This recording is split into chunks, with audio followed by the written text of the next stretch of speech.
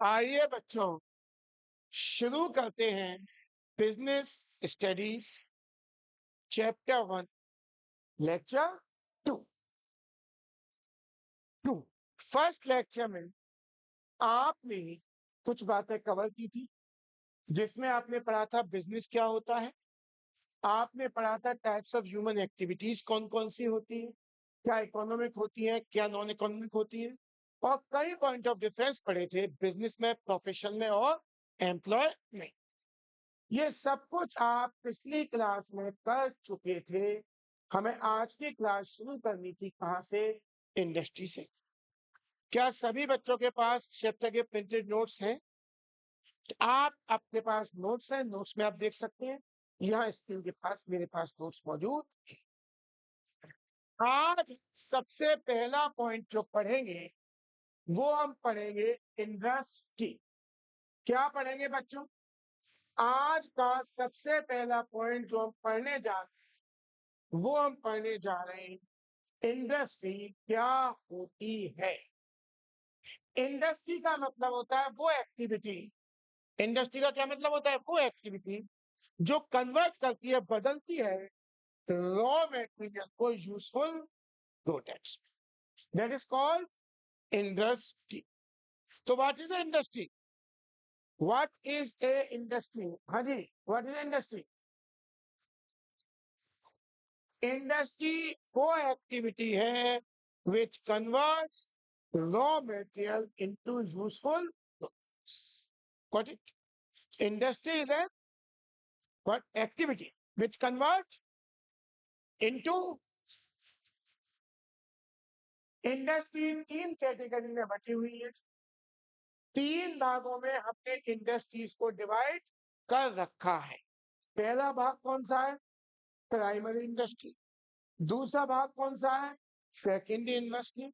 और तीसरा भाग है टर्शरी इंडस्ट्री, जिसे हम बोलते हैं सर्विस इंडस्ट्री। तो इंडस्ट्री क्या है? इंडस्ट्री इज एन एक्टिविटी है which convert raw material into useful goods. Industries कितने तरीके की हो सकती है बेटा? तीन तरीके की। कौन कौन सी? जल्दी जल्दी बोलिए। पहला primary industry, secondary industry, tertiary industry, और बोलते हैं सर्विस इंडस्ट्री। सबसे पहले हम बात करेंगे प्राइमरी इंडस्ट्री की। प्राइमरी इंडस्ट्री में क्या आता है बेटा?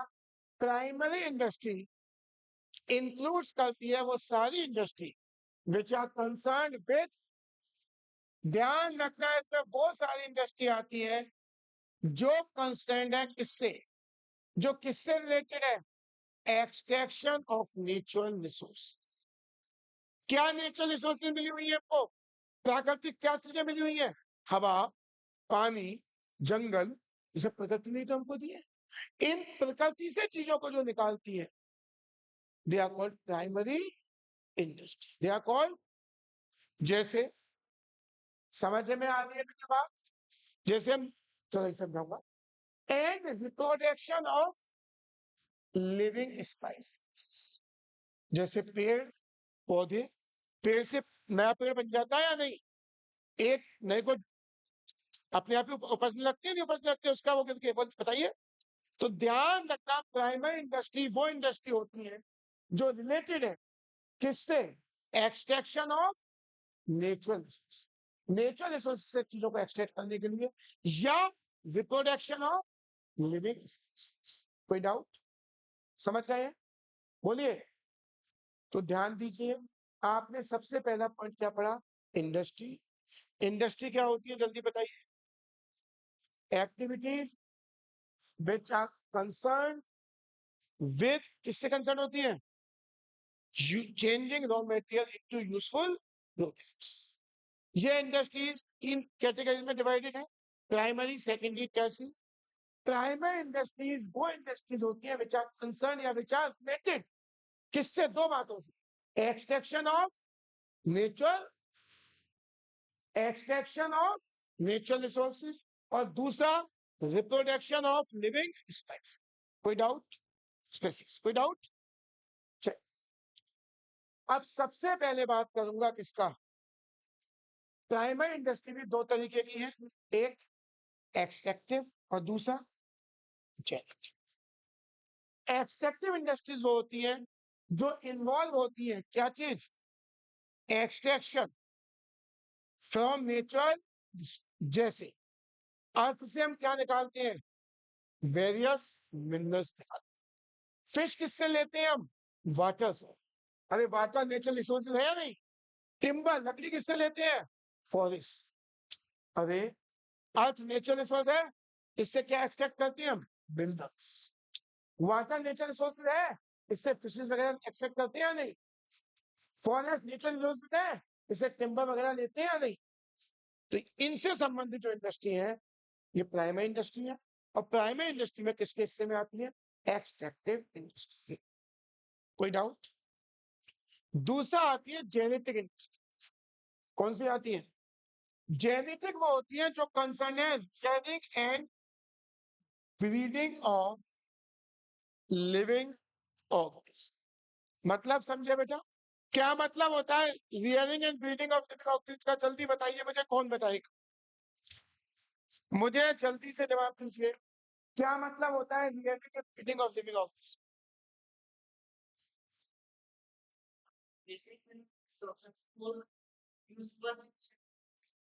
रियरिंग का मतलब होता है जो लिविंग ऑर्गेनिज्म है हमारे, जो लाइव स्टॉक है हमारे, उनको शेल्टर प्रोवाइड करना, उनको शेल्टर प्रोवाइड करना, उनकी देखरेख करना, दैट इज कॉल्ड रियर। और ब्रीडिंग मतलब होता है एक से दूसरे को पैदा, एक से दूसरे को नई ब्रीड को पैदा करना। कुछ बातों को ध्यान में रखते हैं, तो ध्यान रखना जेनेटिक इंडस्ट्री, जैसे पोल्ट्री फार्मिंग होती है या नहीं, एक से दूसरे मुर्गे वगैरह का वो करते हैं, ऐसे ही ये जो आपकी नर्सरीज होती है, यहाँ पर एक प्लांट से दूसरा प्लांट बनता है या नहीं, ये सब किसका पार्ट होती है, जेनेटिक इंडस्ट्रीज। समझे बेटा, समझे। Genetic industries are those industries which are involved in the, दो वर्ड याद रखते हैं, rearing and breeding of living organism, जैसे dairy farms, poultry farms, rearing of plants in nursery. क्या यहाँ तक की बात क्लियर है आप, या दोबारा बताओ। अब तक आपने सबसे पहले क्या पढ़ा, सबसे पहले पढ़ा इंडस्ट्री। इंडस्ट्री क्या होती है, इंडस्ट्रीज, क्लियर है सबको। आपकी आवाज शायद वहां तक नहीं पहुंच पा रही होगी, मैंने माइक को म्यूट किया हुआ अपनी आवाज को, और आपने सही। इंडस्ट्री डिवाइड है कितने फेज में, जल्दी, थ्री। कौन कौन सी, प्राइमरी, सेकेंडरी और टर्शियरी। प्राइमरी इंडस्ट्रीज कौन सी होती है, दो बातें हैं, which are concerned with the activities of extraction of natural resources and reproduction of living species। कोई डाउट। उसके बाद ये प्राइमरी इंडस्ट्री भी डिवाइडेड है कितने पार्ट्स में, दो पार्ट। पहला कौन सा था, एक्सट्रैक्टिव इंडस्ट्रीज। एक्सट्रैक्टिव इंडस्ट्रीज कौन सी होती है, जो कंसर्न है with the extraction of natural resources. Example के लिए मिनरल्स निकालना, एक्सट्रैक्ट करना अर्थ से, फिशेज एक्सट्रैक्ट करना किससे, वाटर से, और टिम्बर एक्सट्रैक्ट करना किससे। दूसरी कौन सी थी इसका पार्ट, जेनेटिक इंडस्ट्री। क्या होती है जेनेटिक इंडस्ट्रीज, ये वो इंडस्ट्रीज है which are concern with the rearing and breeding of living organisms। इसमें पोल्ट्री फार्म्स, डेयरी फार्म्स आ सकते हैं, प्लांट।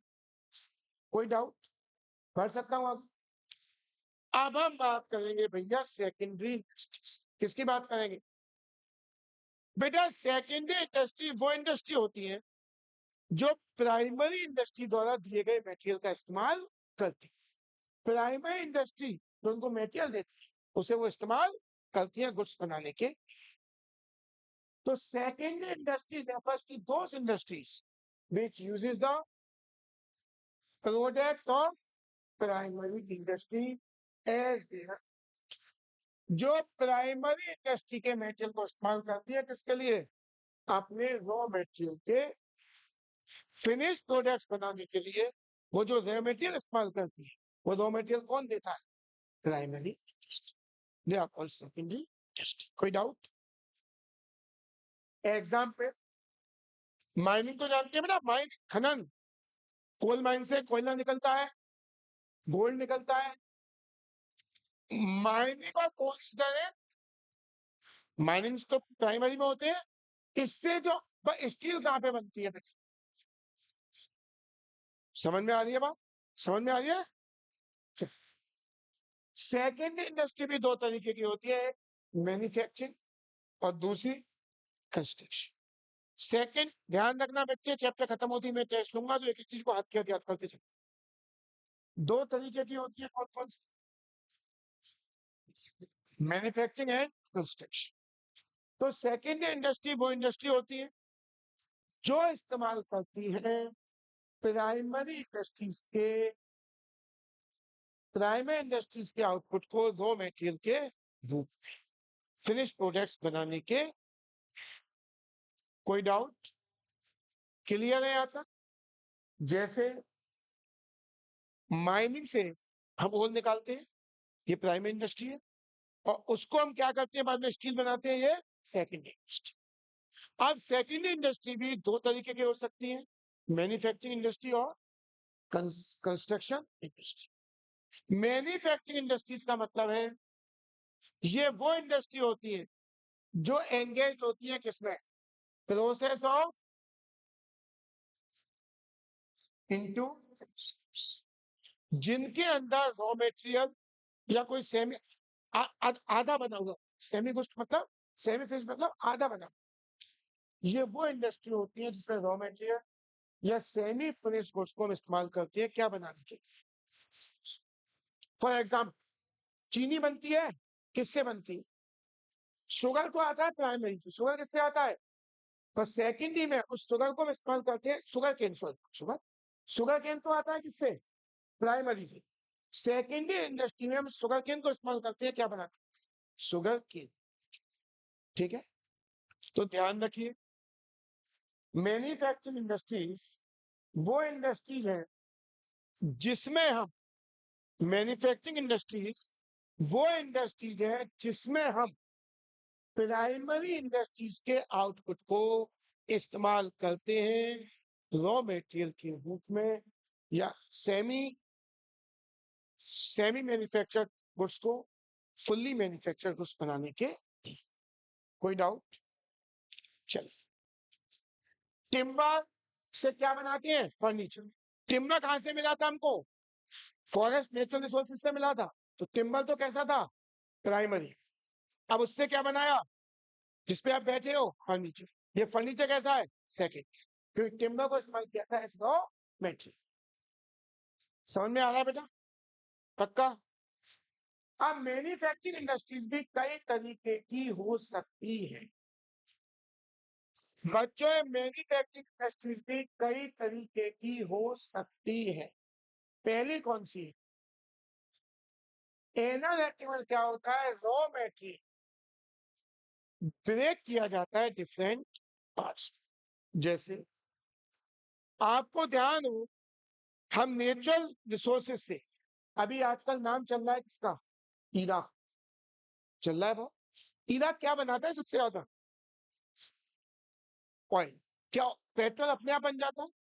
और होता है raw materials broken into different, तो इसके अंदर उस ओल को ब्रोक करते हैं डिफरेंट डिफरेंट पार्ट्स में। कुछ पार्ट्स पेट्रोल के रूप में चला जाता है, कुछ डीजल के रूप में चला जाता है, कुछ केरोसिन के रूप में चला जाता है। तो वो इंडस्ट्रीज जहां पर रॉ मटेरियल ब्रेक किया जाता है स्मॉल स्मॉल पार्ट्स में, that is called analytical industry. जैसे ऑयल को ब्रेक किया हमने पेट्रोल के रूप में, ऑयल को ब्रेक किया हमने डीजल के रूप में। समझ रहे हैं बेटा? सीधा उससे पेट्रोल नहीं निकल रहा, उसको हम चेंज कर। कोई डाउट? दूसरा, सिंथेटिक इंडस्ट्री कैसी है? Two or more types of material are mixed to form some new। यार बुखार आ रहा है, कौन सी गोली खा लो? शरीर में दर्द भी हो रहा है, क्या खा लूं? ब्रूफिन। क्या खा लूं? तो हमने क्या किया, पैरासिटामोल और ब्रूफिन का एक कॉम्बिनेशन बना। तो इसमें क्या हुआ? टू और मोर टाइप्स ऑफ मटेरियल मिलेगा, it is called synthetic industry. जैसे मेडिसिन बनती है तो दो या दो से ज्यादा के प्रोडक्ट को मिलाकर, that is called synthetic industry. समझ गए? तो एनालिटिकल इंडस्ट्री कौन सी होती है? जहां पे रॉ मेटेरियल ब्रेक किया जाता है डिफरेंट पार्ट्स, जैसे ओल को ब्रेक करते हैं हम कई डिफरेंट पार्ट्स में, उससे पेट्रोल भी बनाते हैं, डीजल भी बनाते हैं, केरोसिन भी बनाते हैं। समझे? सिंथेटिक कौन सी होती है? हमें दो या दो के तरीके के मेटेरियल को मिक्स कर, दो या दो टाइप के मेटेरियल को मिक्स करते हैं। जैसे हमने ब्रूफिन मिक्स, समझे बेटा, पैरासिटामोल मिक्स किया और एक नई मेडिसिन, कोई डाउट? तीसरा प्रोसेसिंग इंडस्ट्री, तीसरी कौन सी है? यहाँ पे रॉ मेटेरियल को प्रोसेस किया जाता है बहुत स्टेजेस, कई सारी स्टेजेस से रॉ मेटेरियल को गुजरना पड़ता है। जैसे हमारे भाई क्या गारमेंट्स बनते हैं तो कई स्टेजेस से गुजरते होंगे। एक स्टेजेस में उनकी कटिंग होती होगी, एक कोई फर्मा बना रखा होगा अपने के साइज के हिसाब से वो डेवलप होंगे, उसके बाद वो वॉशिंग में भी जाते होंगे, फिर वो स्विंग में भी जाते होंगे सिलने के लिए, प्रेस के लिए भी जाते होंगे। तो जब कई स्टेजेस से मेटेरियल गुजरता है दैट्स कॉल्ड प्रोसेसिंग इंडस्ट्री। इसका एग्जांपल क्या हो गया? गारमेंट्स, शर्ट्स वगैरह बनती हैं, कई स्टेज से पास होती हैं।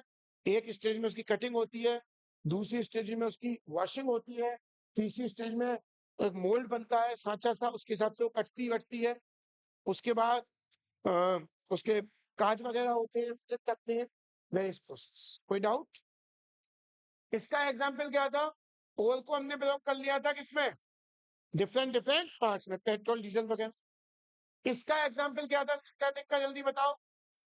मेडिसिन हमने बताई थी कि दो तरीके के कॉम्बिनेशन बनाकर हमने एक मेडिसिन बना दी। कोई डाउट? और चौथी होती है असेंबली, यहाँ पर हम फिनिश्ड प्रोडक्ट्स किसको करते हैं?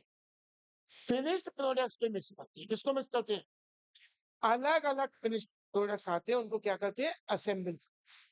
जैसे बहुत से लोग कंप्यूटर को असेंबल करते हैं या नहीं, मदरबोर्ड कहीं का लिए आए तो मदरबोर्ड भी तो फिनिश्ड प्रोडक्ट ही है।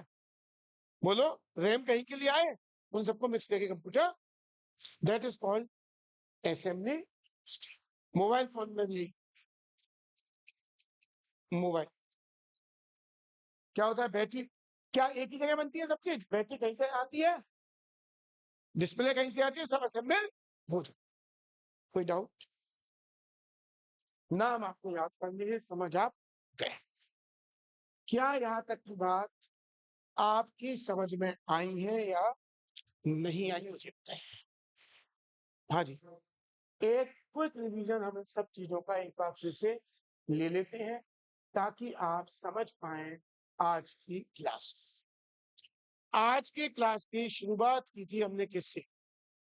बेटा मैं यहाँ इतना समझा दे रहा हूँ कि आपको आधा तो याद हो जाएगा, आधा घर जाके कर लो, लाइक भी नहीं है।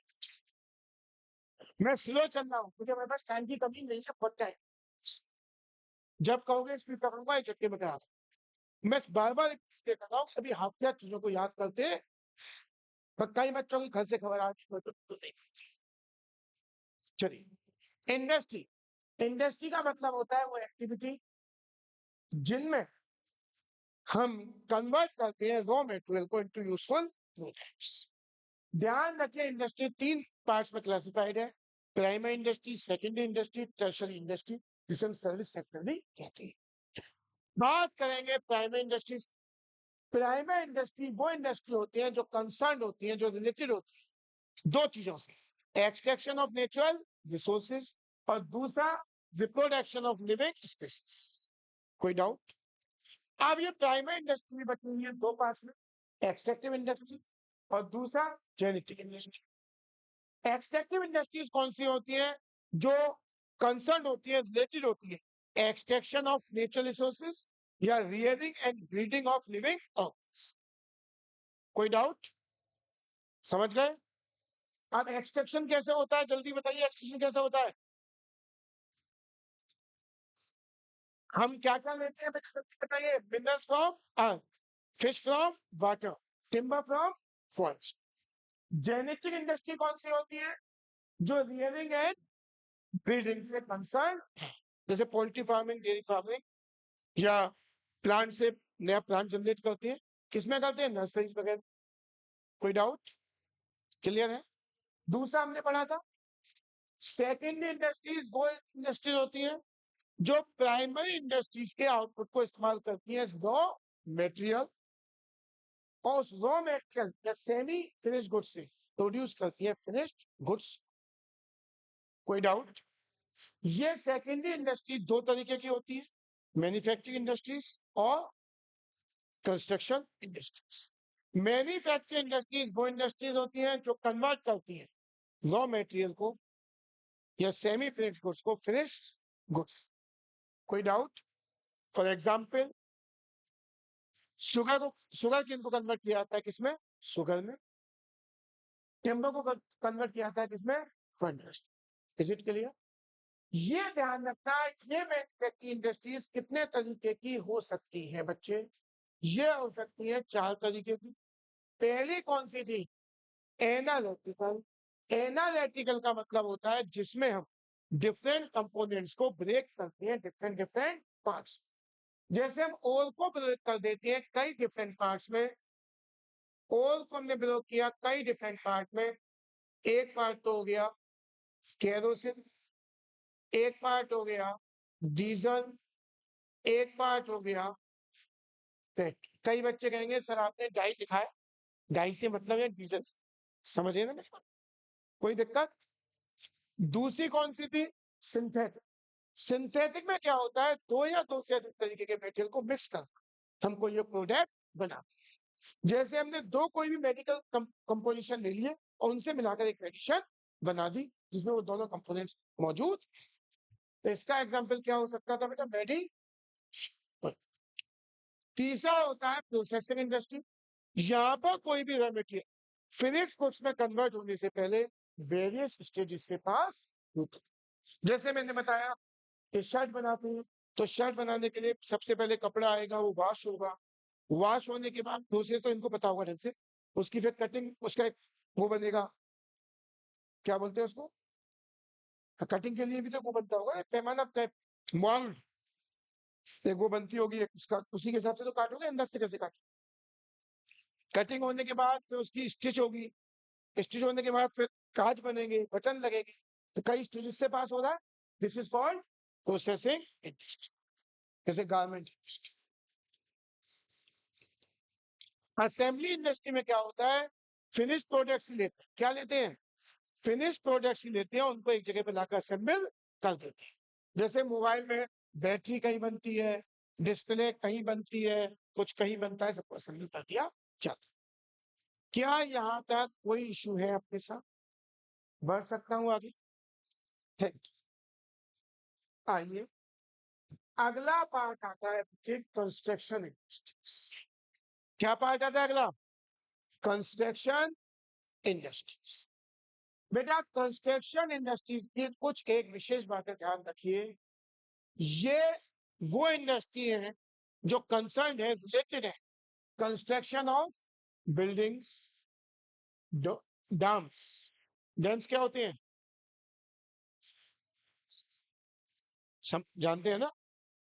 Roads etcetera. These industries use the products of manufacturing industries. ध्यान रखना, कंस्ट्रक्शन इंडस्ट्रीज वो इंडस्ट्रीज है जो रिलेटेड है कंस्ट्रक्शन ऑफ रोड से, डैम से, ब्रिजेस से, इन सबको बनाने के लिए इस्तेमाल की जाती। अब ये जो कंस्ट्रक्शन इंडस्ट्री है, ये जो मेटेरियल इस्तेमाल करती है वो किससे मिलती? Manufacturing industries. तो कंस्ट्रक्शन इंडस्ट्रीज जो मेटेरियल इस्तेमाल करती है वो मेटेरियल किससे मिलता है? Manufacturing industries. जैसे अगर आपको बिल्डिंग बना दो, बनाना है तो क्या चाहिएगा? सीमेंट चाहिएगा, लोहा चाहिएगा, स्टील चाहिएगा, चूना चाहिएगा, मिट्टी चाहिए, कई चीज चाहिए या नहीं? ये सब किससे मिलती है? Manufacturing industries. बहुत जरूरी पॉइंट है। जो इनका जो आउटपुट है, इनका मतलब कंस्ट्रक्शन इंडस्ट्रीज ये जो चीज बना के देती है वो हमेशा फिक्स्ड नहीं। क्या रहती है? क्या आप सड़क को उठा के, हाथों से सड़क को उठा के अलीगढ़ ले जाओगे? यही तो फिक्स रहेगी। क्या जो ब्रिज हाथस में बना हुआ है उठ के मुंबई पहुंच जाएगा? फिक्स तो रहेगा। जो बताइए। तो ये ध्यान रखना, कंस्ट्रक्शन इंडस्ट्रीज का जो आउटपुट होता है वो फिक्स साइट पर रहता है, उसको एक जगह से दूसरी जगह नहीं ले जाया जा। मैन्युफैक्चरिंग का तो ले आ सकते, सीमेंट बना भिलाई में, हाथस में भी आ जाएगा ट्रांसपोर्ट, नहीं आएगा? नहीं आएगा, सीमेंट नहीं आएगा, सो रहा है बेटा, वेरी गुड। अगर सीमेंट नहीं आएगा तो मैन्युफैक्चरिंग इंडस्ट्रीज के आउटपुट को तो एक जगह से दूसरी जगह आप ले जा सकते, मगर कंस्ट्रक्शन इंडस्ट्रीज के आउटपुट को मूव नहीं किया जा सकता। वो हमेशा रहेगा किसका, फिक्स्ड साइट, जहां है वही रहेगा, वहां से उसे हटाया नहीं जा सकता। कोई डाउट, क्लियर है? तो समझ गए कंस्ट्रक्शन इंडस्ट्रीज, कोई डाउट? थर्ड और लास्ट है टर्शरी और सर्विस इंडस्ट्री। थर्ड और लास्ट है टर्शरी और सर्विस इंडस्ट्री। आइए समझते हैं। टर्शरी इंडस्ट्री कंसर्न, ध्यान रखना है, गुड्स से कंसर्न नहीं, ये किससे कंसर्न है? टर्शरी इंडस्ट्री जो रिलेटेड है वो गुड्स से रिलेटेड नहीं है, किससे रिलेटेड है? सर्विसेज। कौन सी सर्विसेज? जो मदद करती है smooth flow of goods and, ताकि गुड्स एंड सर्विसेज आसानी से एक जगह से दूसरी जगह पर पहुंच सके। बात समझ रहे हैं? वेरियस सर्विसेज कौन सी है टर्शरी सेक्टर प्रोवाइड करता है क्या? क्योंकि अगर ट्रांसपोर्टेशन नहीं होगा तो गुड्स एक जगह से दूसरी जगह पर पहुंच नहीं पाए। बैंकिंग, अगर बैंकिंग नहीं होगा तो भी ट्रांजैक्शन हो, आप कैसे पेमेंट करोगे? मान लो आपको 2 करोड़ का माल खरीदना है, तो 2 करोड़ बक्से में रख के थोड़ी ले जाओगे, लूट लेगा, तो बैंक की फीस तो होती। इंश्योरेंस, बीमा, इस समय बहुत सारे जहाज खड़े हुए हैं, कहां पर, क्यों खड़े हुए हैं, कोई बताएगा? उन्हें क्या डर है, वो तो हो जाए। लॉजिक समझिए क्यों खड़े हुए। खड़े हुए इसलिए है कि जो इंश्योरेंस कंपनी है, जो इंश्योरेंस, उन्होंने उन जहाजों का जो स्टेट ऑफ हार्मोस में खड़े हुए हैं इंश्योरेंस करने से मना कर दिया। पहले जो भी जहाज आते थे ईरान से या वहां से, वो सब इंश्योर्ड होते, क्या होते थे, अगर जहाज डूब भी जाएगा तो पूरा पेमेंट कौन करता था? Insurance company. तो जहाज मालिक को कोई टेंशन नहीं थी कि नुकसान हो भी गया तो कहां से मिल जाएगा। अब इंश्योरेंस कंपनियों ने कहा कि वक्त युद्ध के आसार है, मान लो जहाज सब डूब गए तो हम कहां से पैसा भरेंगे? उन्होंने कहा हम किसी का भी इंश्योरेंस करने को तैयार। पहले क्या होता था, जो माल भर जाता था मुझसे, माल भरने के बाद इंश्योर हो जाता। अब इंश्योरेंस कंपनी ने इंश्योरेंस करने से मना, तो अब अगर कोई भी जहाज डूबता है, आग लगती है, तो नुकसान किसका होगा? जहाज के मालिक का। इसलिए वो उस जहाज को आगे ले जाने को तैयार नहीं। बात समझ रहे हैं? तो ये इंश्योरेंस वगैरह भी मदद करती है किसमें? गुड्स को डिलीवर होने। अगला होता है वेयर हाउस, जानते हैं वेयर हाउसिंग, गोदाम वगैरह जो। वेयर हाउसिंग का मतलब होता है स्टोरेज प्लेस देना, जहां पर गुड्स को रखा जा सके। अब बेटा गुड्स मैन्युफैक्चर कर लिए किसी ने, तो उसे रखने को गोदाम भी तो चाहिए। और तो बात समझ गए बेटे? तो क्या होता है टर्सरी सेक्टर, जल्दी बताइए, ये सब याद करना है अच्छे से। टर्सरी सेक्टर क्या होता है? जो कंसर्न होता है किससे? सर्विस प्रोवाइड करने से, ताकि नाइस फ्लो हो सके गुड्स एंड सर्विसेज का। कोई दिक्कत?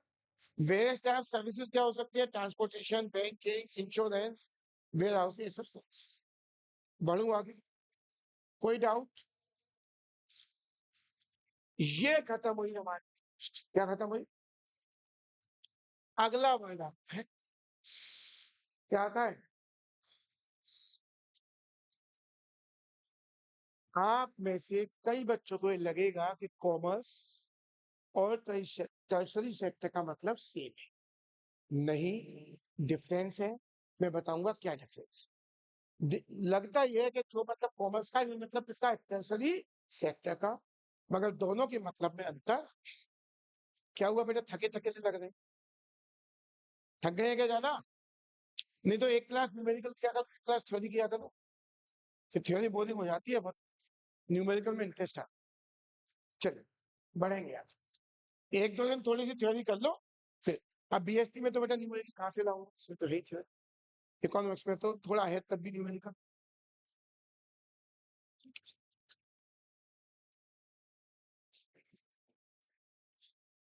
अनन्या जी हम आएंगे इस पर कॉमर्स। ध्यान दीजिए प्यारे से भोले से अच्छे से बच्चों, कॉमर्स क्या होता है? Commerce refer to all those activities which directly or indirectly helps in the distribution of goods and services to ultimate consumers. Commerce का मतलब है वो सारी एक्टिविटीज जो डायरेक्टली या इनडायरेक्टली मदद करती हैं गुड्स एंड सर्विसेज को कंज्यूमर तक पहुंचाने में। ये जितनी भी आपने पढ़ी थी बैंकिंग वगैरह वगैरह, ये सब पार्ट ऑफ कॉमर्स भी। अब आप कहोगे सर जब ये पार्ट ऑफ कॉमर्स है तो फिर ये सर्विसेज में अंतर क्या हुआ? बेटा सर्विस में तो बात होती है पर्टिकुलर सर्विस कि बैंक की है, इसमें सारी एक्टिविटीज गुड्स को मैन्युफैक्चर होने से लेकर टोटल पार्ट इज कॉल्ड। समझ गए आप? तो कॉमर्स का मतलब क्या होता है? कॉमर्स में वो सारी एक्टिविटीज आती है जो हेल्प करती हैं गुड्स और सर्विसेज के डिस्ट्रीब्यूशन में, किससे? मैन्युफैक्चर से अल्टीमेट कंज्यूमर तक। फिर रिपीट करो, कॉमर्स में वो सारी एक्टिविटीज आती हैं जो हेल्प करती है distribution of goods and services का, किससे? मैन्युफैक्चर से अल्टीमेट कंज्यूमर तक। तो commerce includes all those activities which helps in the distribution of goods and services from the manufacturer to the ultimate consumer. Is it okay? अगली चीज आती है function of commerce. बेटा ध्यान रखना, वो फंक्शन पूछे, रोल पूछे, इंपॉर्टेंस पूछे, आप ये लिखिए, कुछ भी पूछिए आपको ये लिखना है। क्या क्या फंक्शंस है, क्या क्या काम करती है कॉमर्स? जो फंक्शंस है वो इंपॉर्टेंस भी है कॉमर्स का। पहला फंक्शन है कॉमर्स का help in removing the hindrance. क्या हिंड्रेंस का मतलब जानते हैं बच्चों?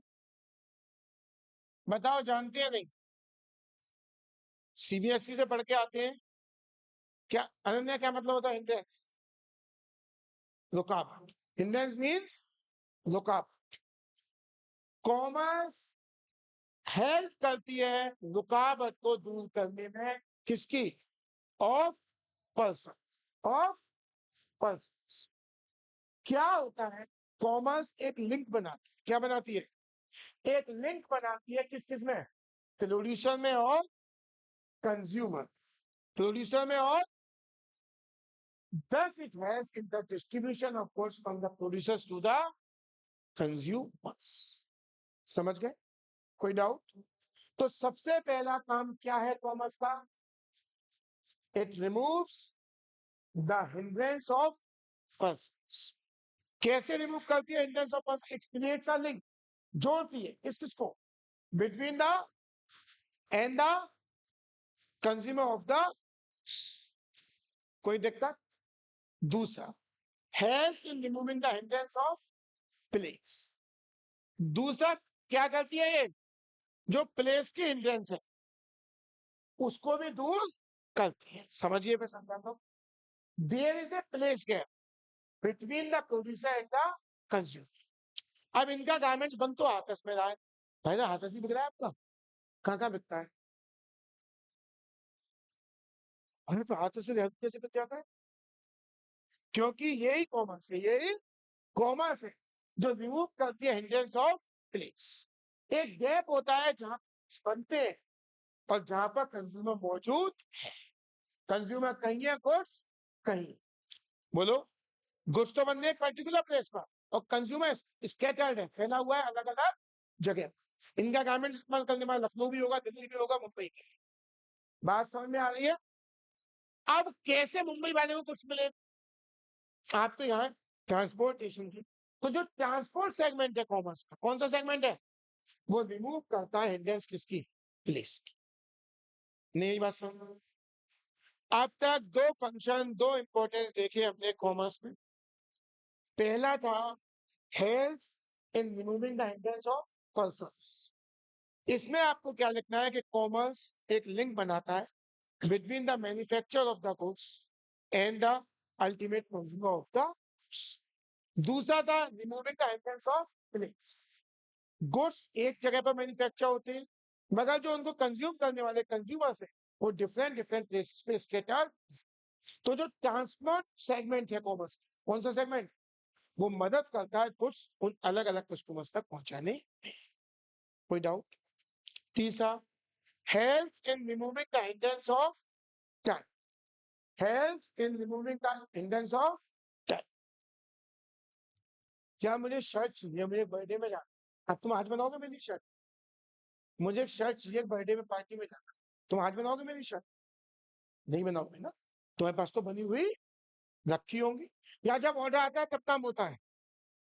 इसको टूथपेस्ट लेने जाना है, दांत चमकानी इसकी, ये बात क्या? तो क्या अब कॉलगेट वाले इसके लिए टूथपेस्ट बनाएगा? वो तो पहले से ही बना के रखे हुए हैं। बोलो, बना के क्यों रख पाते हैं आप? क्योंकि आपके पास वेयर हाउस है ना, आपके पास स्टोरेज की जगह। अभी आप बिलिंग की करो, सामान आ जाएगा नहीं? क्या जब आप ऑर्डर करोगे तब खरीदने जाएंगे सामान? उन्हें सामान को क्या कर रखा है, स्टोर कर। तो स्टोरेज वेयर हाउस की फंक्शन किसका है, किसका पार्ट है वेयर हाउस में? कॉमर्स। तो help in removing the hindrance of time. Warehouse segment of commerce helps in removing the hindrance of time gap as it stores the goods at the time of production. जब production हुआ तभी उसने store करके रख लिया, and makes it available all through the year when it is। अगर ware house नहीं हो तो फिर तो क्या होता, जब ऑर्डर आता तब सामान घुसता। इसको ब्रश तो करना था आज, या आज ऑर्डर देता 6 दिन बाद पहुंच आता, 6 दिन तक इंतजार करता था, ब्रश कैसे किया? बोलो, अगर वेयर हाउस, अगर वेयर हाउस ही नहीं होते तो स्टोर कहाँ पे करते सामान? स्टोर नहीं करते तो बना के क्यों रखते? बताओ बच्चे, बात समझ पा रहे हैं बेटा?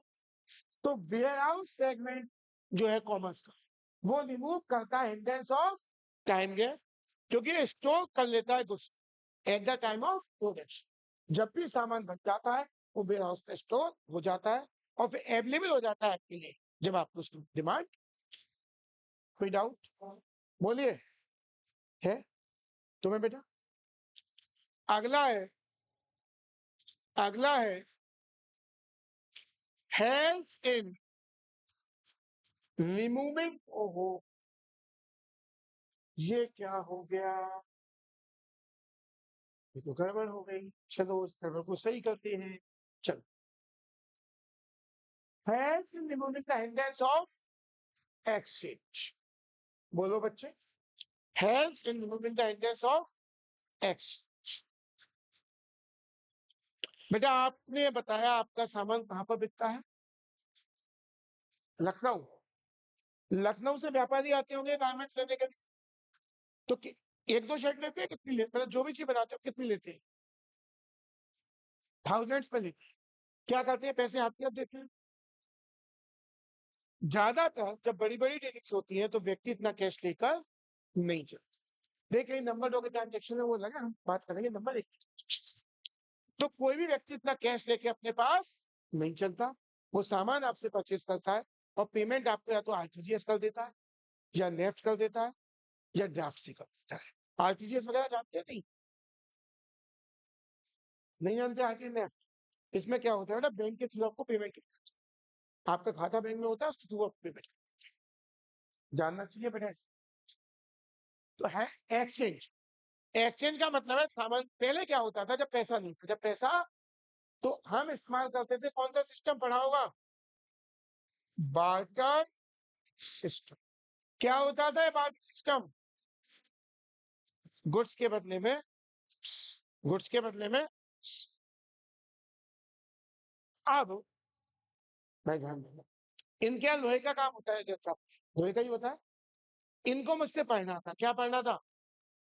तो अगर मनी नहीं होता तो ये क्या कहते, आप मुझे पढ़ा दो मैं आपको लोहा दे दूं, आप मुझे पढ़ा दो मैं आपको। मैंने कहा मुझे तो लोहा चाहिए ही नहीं, मुझे तो लोहा चाहिए ही नहीं, मुझे तो शर्ट चाहिए, मुझे तो पहनने के लिए। तो अब मैं लोहा इनसे लेता, फिर मैं किसी ऐसे व्यक्ति को ढूंढता जो शर्ट बनाता हो, उसे लोहे की जरूरत हो। मैं इनके पास गया, भैया लोहा दे दो, शर्ट दे दो। ये बोले मुझे तो लोहा चाहिए ही। बहुत दिक्कत आती थी या नहीं? बोलो। तो क्या बार्टर सिस्टम में गुड्स के बदले गुड्स एक्सचेंज, तो दो ऐसे व्यक्ति चाहिए होते थे जिनकी डिमांड एक दूसरे के प्रोडक्ट की मत। बाद में तो मनी आ गया। क्या आ गया? अब तो हर चीज किसके रूप में एक्सचेंज कर लेते थे? मनी के। अब कॉमर्स मदद करता है removing the hindrance of exchange. आपको गुड्स लेने हैं और बदले में पैसा देना। अब इनका व्यापार क्या है? अभी कहा कि लगभग 1000 पीस लेता। कितने लेता है? मैं मान लेता हूं उसने 2000 पीस लिए इनके यहाँ से, और एक पीस की कीमत 700 रुपए थी। कितनी थी? तो 2000 पीस कितने के हो गए? 7 दूनी 14, 7 2 जा 40, 30 तो ये नहीं, और 20 यूनिट 10, 100, 1000, 10,000 लाख, 10 लाख, 14 लाख हो गए। क्या 14 लाख को कैश लेके बैठेगा? पता चला 14 लाख लेके चला लखनऊ, कानपुर में रोक लिया, चांद उतर दिया, यहाँ पे लगाया कट्टा और ले गए। तो आदमी बहुत ज्यादा कैश लेके चलता नहीं चाहते, समझे? तो ऐसी दशा में क्या करेगा? मुझे बताओ, कुछ चेक काट के दे दे या आरटीजीएस कर देगा, मोबाइल बैंकिंग कर देगा या नहीं? तो बैंकिंग सेगमेंट जो था, जो अगर मान लो उसमें पैसे नहीं होते और ये सुविधा नहीं होती बैंक वगैरह वाली, तो क्या आपका ट्रांजेक्शन हो पाता? आपका एक्सचेंज हो पाता? नहीं हो पाता। तो ये जो बैंकिंग सेगमेंट है, कौन सा सेगमेंट है? ये मदद करता है हिंड्रेंस ऑफ एक्सचेंज को दूर कर। बैंक हेल्प करता है बायर्स को और सेलर्स को in making and collecting payments. Bank draft से पेमेंट कर सकता है, चेक से कर सकता है, आरटीजीएस से कर सकता है, नेफ्ट से। बताऊंगी मोबाइल बैंकिंग वगैरह, शैले मूव है, कोई दिक्कत?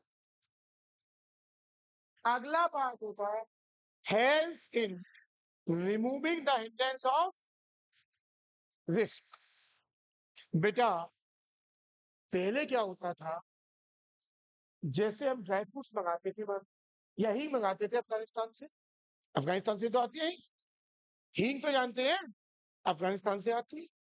अब बेटा बड़ा रिस्क है, आते में जहाज डूब गया तो व्यक्ति मंगाने में घबराएगा नहीं। तो कॉमर्स सेगमेंट का जो इंश्योरेंस है कौन सा है, उसने इस हिंड्रेंस को भी दूर कर दिया। Insurance branch of commerce helps in removing the hindrance of risk by providing the protection and compensation the insured person. बेटा वो अब क्या करता है? अपना बीमा करा लेता है, क्या करा लेता है? अब उसकी कोई टेंशन, डूबा तो डूब गया, मुझे तो क्लेम मिल जाए। तो जो इंश्योरेंस सेगमेंट है, कौन सा सेगमेंट? किसका इंश्योरेंस सेगमेंट? कॉमर्स का। वो हेल्प करता है protection and compensation to insured.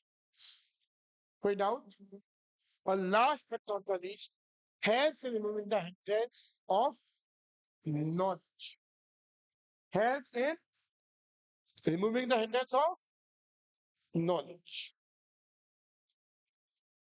बेटा अब तो कई आ गए। एडवर्टीजमेंट का नाम सुना है? तो एडवर्टीजमेंट के द्वारा आपको पता चल जाता है कौन सा प्रोडक्ट अवेलेबल है मार्केट में, कौन सा अवेलेबल। इसके सिवा और भी अब तो तमाम ई कॉमर्स की साइट्स भी हो गई कि अमेजोन चले गए, फ्लिपकार्ट चले गए, कंपेयर कर लिया प्रोडक्ट्स। ये सब किसके पार्ट? कॉमर्स के पार्ट। तो advertisement branch of commerce help in spreading the awareness, जानकारी about the new product to the, ये मदद करता है नए प्रोडक्ट की जानकारी देने में किसको? कंज्यूमर्स। इसलिए जो जानकारी होने का अभाव है, जानकारी की जो वो भी दूर हो जाती है। कोई डाउट? शैल आई रिपीट है, यहां तक समझ में आ? अगली क्लास से पहले चारों पेज आपको अच्छे से आने चाहिए, जो हमने पिछली 2 क्लास में कवर